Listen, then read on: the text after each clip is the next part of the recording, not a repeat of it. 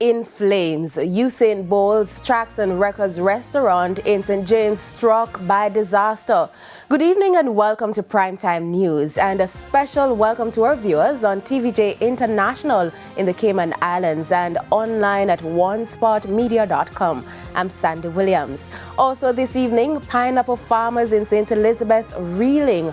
Government activates emergency response, and bridge crisis looms in Clarendon following hurricane. There's also sports and weather in this newscast, so please stay tuned. I'll have the news in detail after this break.